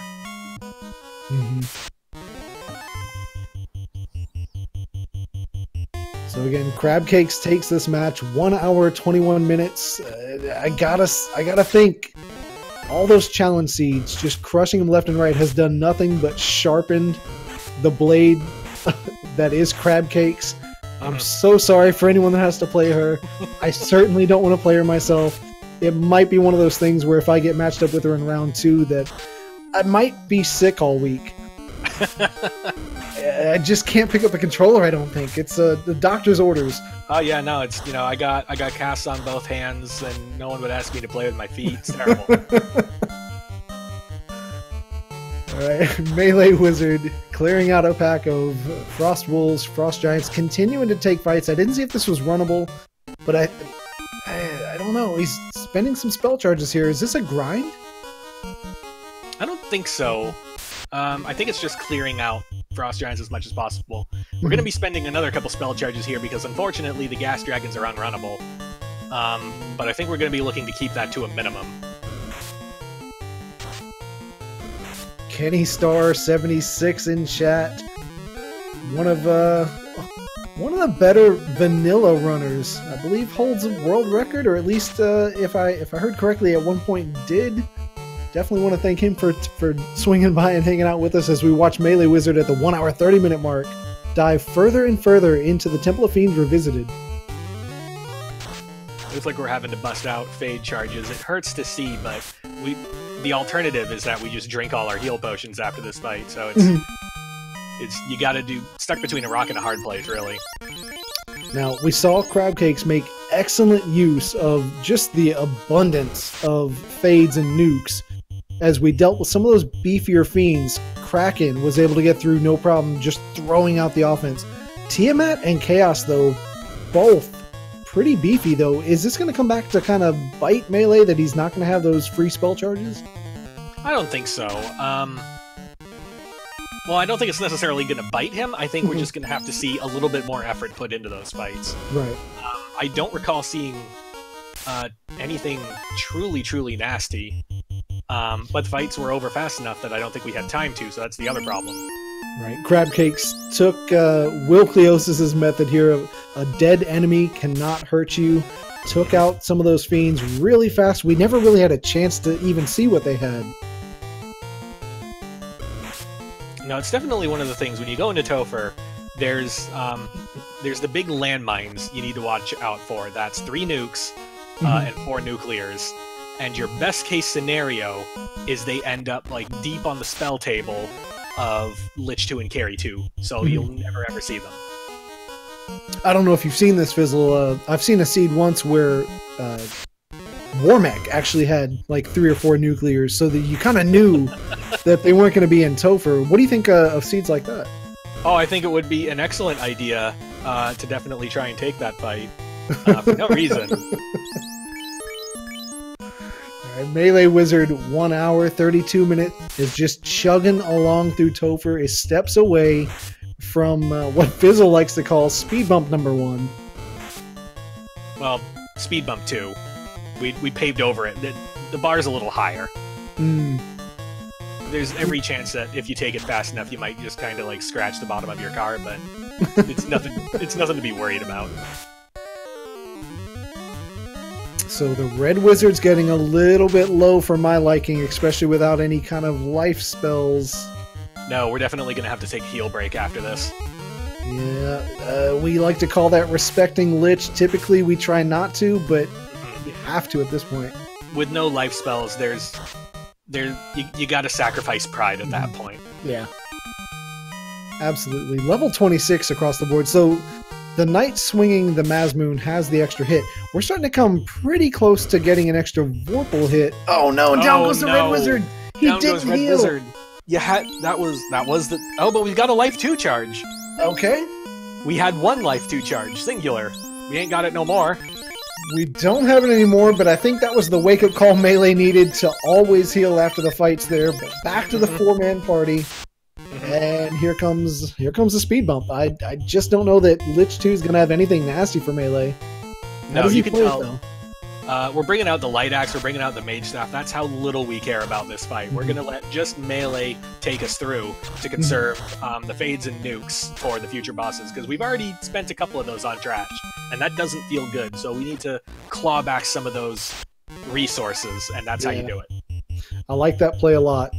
It can be really easy to just want to throw out a Nuke or a Fade to get that fight over quickly, but to throw out the Light Axes, the Mage Staffs, very, very well played.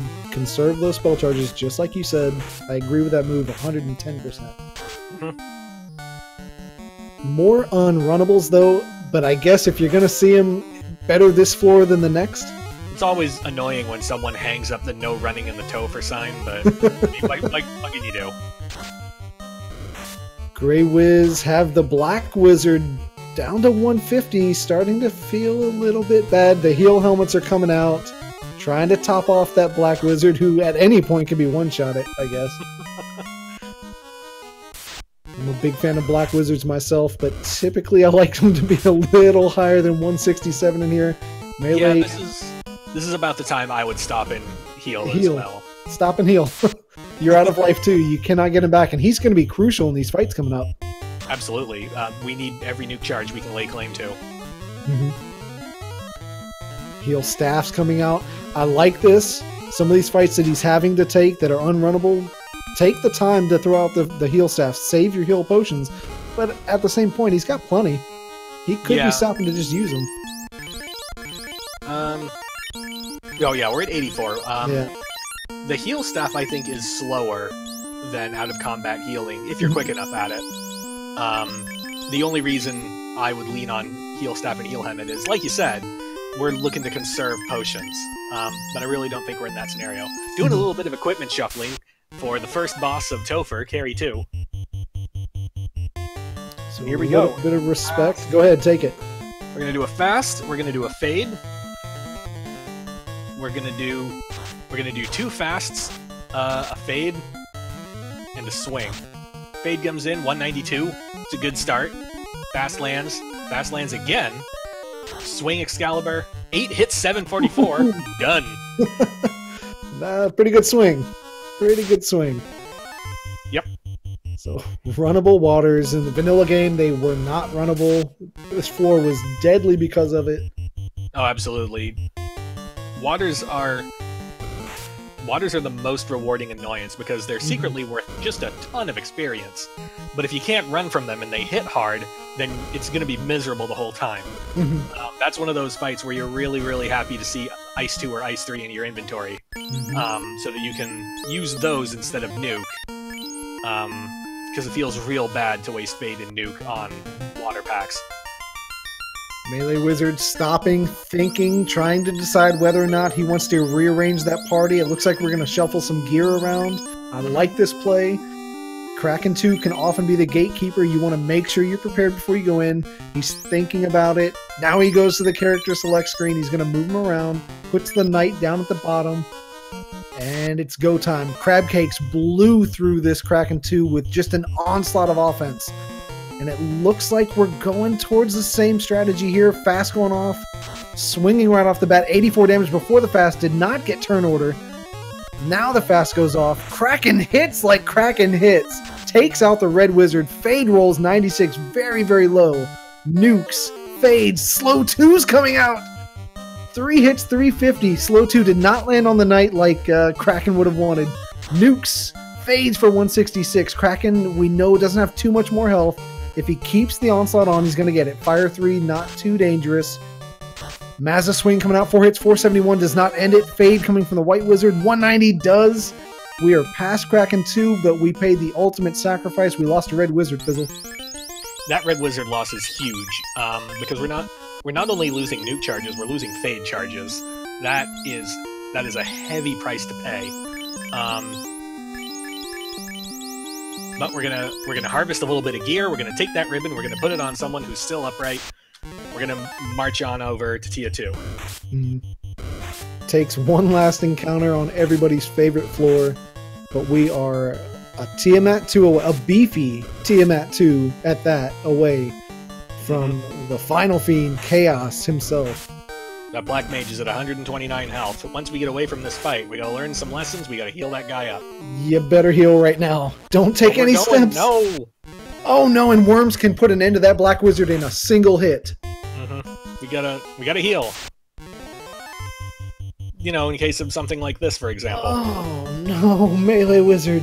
I hope this doesn't turn out poorly for him, because losing the black wizard right now, the nukes, the fasts, could be disastrous. A swing over on the black wizard, but it missed. Alright, we made it through, but... How do I donate bits to make him heal right now? Can I do that? That's an ambitious play. There's something to be said for saving time by only healing when you get to the fiend, but that kind of also ignores the possibility that you might die on the way to the fiend. Yeah. Okay, 4 fades on the white wizard. I believe Melee also picked up fade on the knight, but you're swinging the Mazmoon. There's really no reason not to continue swinging that. Right. Thor hammer coming off. I don't know if he picked up Invis too. Oh, and we also don't have the power gauntlet. This is going to be a rougher fight. And we don't have white shirt either, so there's really no way to stack evasion. He's got the defense, so he can at least do that. And you might want to consider that, because that's a pretty big hit there from Tiamat. The heal helmet is... We could be doing a lot of things that are not the heal helmet right now, unfortunately. Yeah, Nuke's not rolling very well. Without the power bonk, swings aren't rolling. Bane comes out from Tiamat 2. Does not land. Again with the heal helmets, you said that not a play you think you'd make here, because there's just so many other things you could be doing right now. The problem I have with the heal helmet in a Topher Fiend fight is that you heal everyone for 20, and then you get decked with Tornado and everyone takes 100. So we've made negative progress, essentially. The knight continues to take damage from Tiamat 2, down to 326. Again with the heal helmets, I think you feel like you're topping yourself off, but you said it does not heal for much at all. Zap coming out from Tiamat. Oh, down goes the black wizard. That's exiled to the 4th dimension. We needed that. We needed that black wizard for Chaos. We really did. Yeah, I mean, we didn't quite see what Chaos had for spells and skills. You're almost all but guaranteed to see MeleeWizard go to 6 stacks of evasion on the knight if he makes it to Chaos. We've got to. It's our only path left. go. 7 hits, 10 damage from the Mazmoon. Bane coming out again does not land. Just too much health. Too much health on this Tiamat. I think Melee was hoping for a paper Tiamat, and he could just kind of just brush right through it, but no. Right. Gatekeeper. He stops to reconsider, but commits to the same strategy. I gotta think he's saving every last resource he has. Ooh. Tiamat almost takes out the Knight, but a well-timed Cure 4 is going to get him right back up on his feet. Will Cleos is pointing out in chat, Mazmoon not getting it done. This is one of those fights. You put the memes aside and the jokes aside. A low evasion, high absorb boss, in the hands of a Knight, the Vorpal would be crushing it right now. Yeah, memes aside, this is a Vorpal Tiamat. This is not a Mazza Tiamat. The downside is you never know what Tiamat you're getting until you pull it. And in these flags, the safe bet is to roll with the Mazmoon because, I mean, what are the chances? But that was one of those fights. Now, another fight. Crabcakes was able to get... Stop and heal. Yeah. Stop and heal. Stop and heal. Harm 4 coming out should put an end to all but 2. Down goes the Whiz Vamp. Please, Melee, everybody put your hands up in the air. We're putting a gigantic Spirit Bomb for MeleeWizard to please heal after this fight. Do not wait until the stairs. Okay. Alright, well, we went for it, and we were not punished, luckily, but there's 2 floors in the game that you really do not want to do that on. One of them is water floor, one of them is air floor. There is a lot of hyper-lethal stuff on air floor. If you've got your Knights sitting at 200 health, you stop and heal. Luckily it worked out, but that was dangerous. Yeah, no kidding. So 1 hour, 42-minute mark, still an impressive time for MeleeWizard, but he's going to have to 2-man this. Fade's coming out, Chaos swings for 230 right off the bat. 5 hits, 143, Melee just got the memo that Chaos has absorbed. He's not using Defense Sword. Why are we not using Defense Sword? I gotta think he's flustered at this point. I gotta think he just wants to end it one way or the other. Yeah, I mean, maybe he thinks low HP Chaos. Crabcakes flew through here. He must not be too tough. I don't need to sit back and do defense. That's a nice swing, 472, but we know Chaos has a ton of health. The other alternative is we do have 3 casts of that Cure 4. And we're potentially sacrificing the White Mage here just to get that last fade out. Going absolutely all offense. Alright, now we're going to take a break and do Cure 4 because we've run out of things to do. Continues to get decent swings out of the non-fasted, non-tempered Mazza here. Could have seen maybe putting the White Wizard up top to absorb some of these hits, but after seeing how this fight's laying out, I think this is the better play because that Knight is able to take some of these hits while the White Wizard throws out those Cure 4s. No, I would have left it in the same position because even if we're going for the defense play, that means that the guy we have in the top position is evade capped. Right. So most of the punches are going there and they're going to miss. He gets it! MeleeWizard with a 2-man party is able to take out the ultimate Final Fiend, Chaos, in 1 hour, 44 minutes, and 20 seconds, and all things considered, a very, very impressive time. Faster than what you're going to see in most of the seeds that you'll see this week. Oh, absolutely. It's a great time. It just unfortunately was not the best time today. So throwing out GG's to MeleeWizard in the IRC room as he puts in his dot done. Just to catch you guys up while we wait to see if he's going to join us here. Coming up tonight on SG2, we do have new Super Mario Bros. Wii an any percent tournament. 11 p.m. Eastern time from Kyle and Otterstone. A game that I've seen played. I can't play it very well. Often find those pits a little bit more than I want to with Mario, but certainly fun to watch. I'll tell you, the only time I played Super Mario Bros. Wii has been in co-op, and it very quickly turned into Smash Brothers, essentially. A family battle royale, as it were.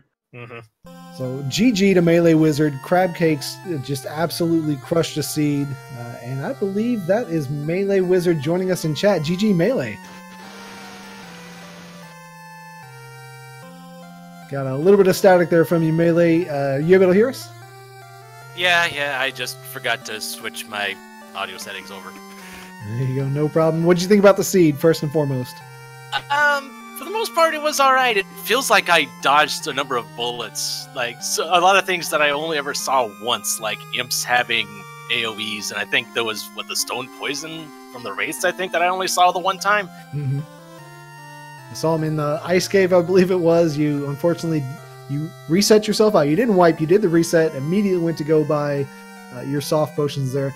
And I never saw them move again. Never had to put them to use again. But hey, it's better to have it and not need it. And I figured that if crabcakes saw that stuff and ran afoul, that was probably my best chance of winning this thing. Mm-hmm. So my first question to you, and again, very, very well played. I know, unfortunately, you didn't pull out the win here tonight. But honestly, I wasn't expecting to. I know crabcakes is really good. So crabcakes is one of the favorites in here. But then again, we were talking about the fact that, especially in the last tournament, the last league, you put in a lot of behind-the-scenes work, a lot of tracking. So you're definitely no stranger to the game. You understand the mechanics. Yeah, we talked about how you're not a stranger with a controller in your hand. You're actually more, it seems to be, more of a Dragon Warrior randomizer. Came in 10th place recently. Is that correct? I was a 19th seed, but yeah, I've done a lot of different things. I was in the Z2 Max Rando tournament recently too. So, a man of many different games. My first question to you: when you saw that crystal over in the Provoca location, was there any sort of kind of thought process to maybe do a pop grind to check out what that was going to lead to, or did you know you were going to go Marsh? When I popped my cabin near Matoya's, it was pretty much the whole Matoya's Cave Provoca was mostly a scouting trip just to see what was there. MeleeWizard, it's Lord Fizzlebeef here. So we had kind of a jetty seed where you got the floater immediately, and then essentially after a marsh dive you got the boat. So you were in the air at, what was it, the 20-ish minute mark? I think it was closer to 30, but yeah. You're in the air very early. Tell us about your routing after that. Usually the closer ones, like I hadn't been to Crescent Lake, so I checked that place out. The closest ones, like Sarda, that led immediately to Titan's Tunnel because, Ruby. From there, it was... Let's see. Where did I go from there again? I think did I do Cardia immediately afterwards? I think so. Actually, no. From there, I remembered about the crystal, so I went and knocked that stuff out. Bought the crystal, turned that in, went straight up to Cardia, because it seemed like a decent amount of riding could run one thing right to the other. Yeah, I think right when you guys picked up your airship, you went straight to Crescent Lake, which was Provoca, which got you the tail and just kind of told you it's time to go to Cardia Isles. Yep. There was that too, yeah. Because when I was making my party, there were two major questions that needed to be answered. One, either fighter or black belt. And the other question was either go red, white, black, or double down on something. And it feels like I made the right decision on both fronts. That's actually something we were talking about right at the start. When you see a stacked level 1 white like we saw today, and then turn around and look in the black magic, and it's not quite as stacked, any moment at all where you started thinking, reset, throw in another red wizard, get rid of that black wizard? Frankly, it made me glad that I went red, white, black instead of white, double black, which was the other thing I was considering. Oh, sure. The thing is, where exactly was Tempera in Life 1? I don't think I ever actually saw... If I saw him, I certainly didn't notice it. I think we're assuming Life 1 was in the Lefane white magic shop. Oh, no wonder. And I do not recall seeing Temper anywhere. Yeah, we believe Life 1 and Temper were the level 8 spells in Lefane, but we never got confirmation. Fair enough. Because my memory can be spotty at times, so wouldn't surprise me if it was like in Crescent Lake and I just never forgot about it or something. So, before we wrap this one up, and we certainly appreciate everyone for tuning in and sticking with us through the end here, tell us about finding our tin friend on the Bridge of Destiny and your decision to fight him. Was there ever any doubt that you were going to try to take him on, or did you just feel too powerful and you had to? Well, my first thought was, holy crap. My second thought was, oh wait, I got a free round out of this. Yep. So I was like, okay, free round to do what I need to do, and that was the freest Warmech fight in the history of ever. And I knew you guys would enjoy the Warmech sighting. So. A little bit of catharsis, I'm not gonna lie. And plus, that was what a free couple levels right there. Yeah, you got your levels through. So so you move on to round 2. You're in the 0-1 bracket. Some dangerous names at 0-1. Normally, you'd feel good facing someone of that quality, but I don't think you can rest or take a breather here. Frankly, I wouldn't feel even halfway as confident until I eventually go hit the 0-3 part. But hopefully you don't make it to 0-3. We'd certainly like to see you at least get your way into the play-in race. Last year, I think that was one of the biggest highlights of just 4 different streams of multiple runners, multiple trackers, multiple commentators, all communicating together. It's a sight to behold. So you're going into round 2. You're going to be 0-1. Practice seeds this week, or are you the type of person where practice kind of throws you off your game?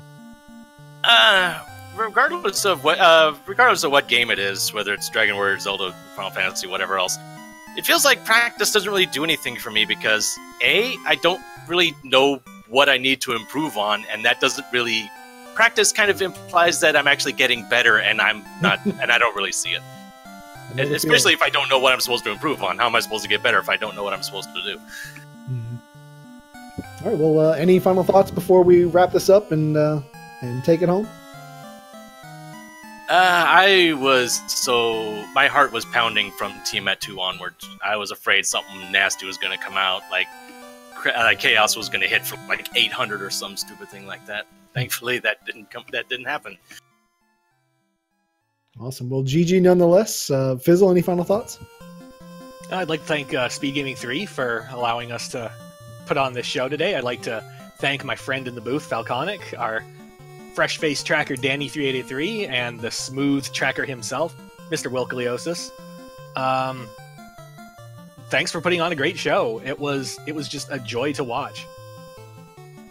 Absolutely. Speed Gaming, always a pleasure to work with. Fizzle, great to get in the booth with you again. It's been too long. Always a fun time with you. I want to thank Crabcakes and MeleeWizard for putting on a heck of a show. It was certainly a sight to behold. Having 3 loose was very exciting to see. We got to see a Warmech get taken down again.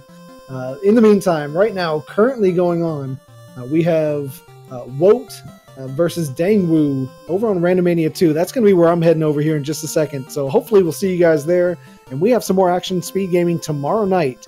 So if we don't see you over on Randomania, we'll catch you tomorrow night on Speed Gaming. For Ward Fizzlebeef, for MeleeWizard and Crabcakes, and Will Cleosis and Danny, my name is Falconic. You guys have yourself a great night. We will catch you later.